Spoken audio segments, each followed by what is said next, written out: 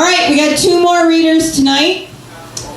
Our second to last reader, he was, I believe he was at the Love Fest we had the Friday the 13th before Valentine's Day. Ladies and gentlemen, I believe he was there, Mr. Dominic Rizzo.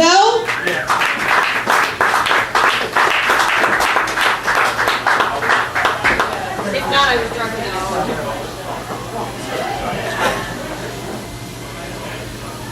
Good evening.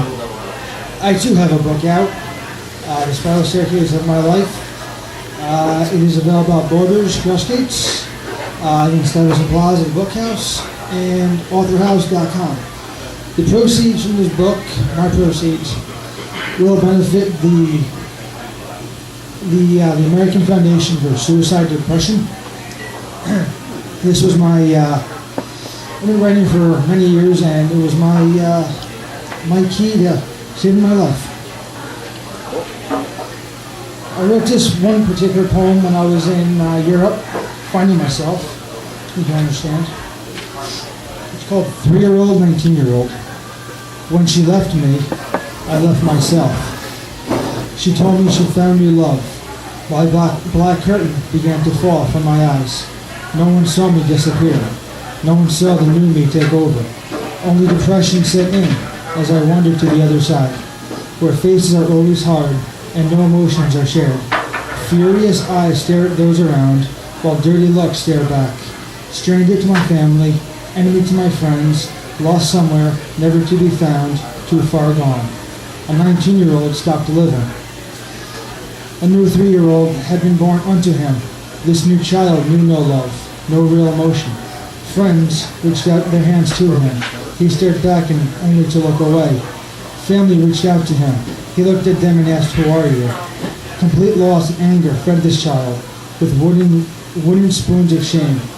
When he did decide to leave his prison and wander out of his shell into a new world, he was welcomed by friends, and again they reached out to him. Their empty hands left dangling empty throughout the dark nights. No one could reach him, too far gone. People whispered, people left him, people stopped calling. Cities he saw turned to memories as the future awoke the sun each morning. This young child had learned to destroy the truth. He lived on the edge of deception, but there was no way of deceiving or lying forever. One day when he was walking in Edinburgh, Scotland, his black hair hiding his eyes, he turned a corner and bumped into another long-haired man, completely identical to himself. Only he was lost, and the other was searching. A look of sadness dropped from his face. They both removed the hair from his eyes. A smile took shape on his lips, and a hand was extended. The 3-year-old reached out and shook it. They hugged each other. The 19-year-old whispered, "Welcome back. I have searched all over for you." The 3-year-old, 19-year-old transformed into a 22-year-old. Now I'm truly alive again. The black curtain has disappeared.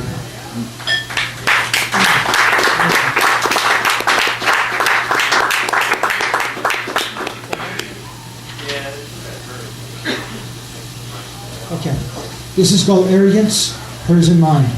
Pardon me, I was lost in a thought. Or was it a dream? Who can really tell? And who wants to really know? I saw her there just before her face melted away, leaving droplets on the floor and her handprint on my door. She ran away blindly. I watched through the window. Her face in her hands, my laughter so loud it made her cry. Excuse me, I was lost in space, or was it time? What is the difference and what does it really matter? I saw her years later, just before she passed away, leaving thoughts on my mind and her memories in my eyes. She had gone away forever. I watched through the window, my head in my hands, her laughter so loud it made me cry. Thank you. Dominic Rizzo!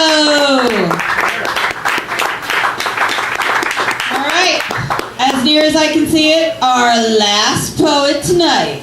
And before we get to that, let me just tell you what we got next month here at Poets Speak Loud at Tess Lark Tavern. Our feature will be Don Levy. For all your gay fantasy needs, Don Levy will be providing. And I'm sure he'll have an Oscar poem as well, because it's almost mandatory at this point. All right, so our last reader up tonight is probably, I think, the tallest poet we have locally. Oh, it's me? Yeah, right. The sexiest cannibal going. Ladies and gentlemen, Mr. Chris Bravo.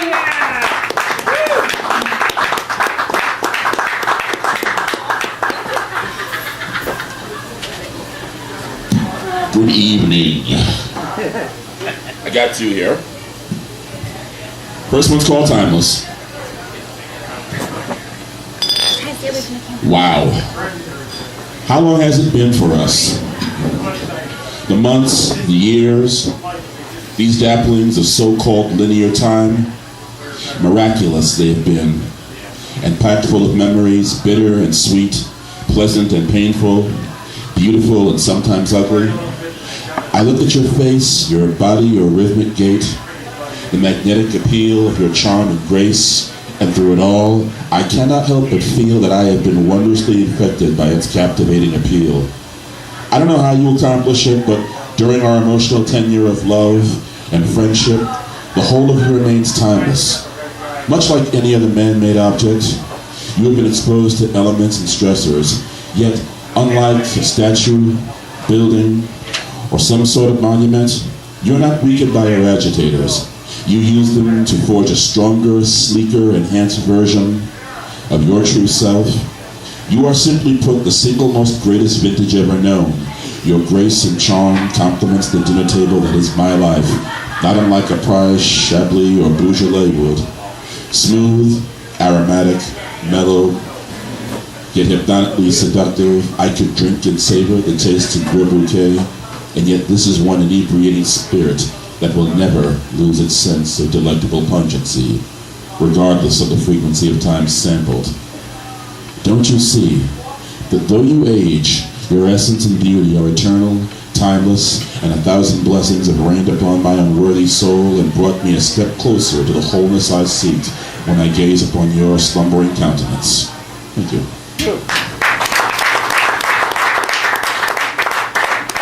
All right, I just love stuff.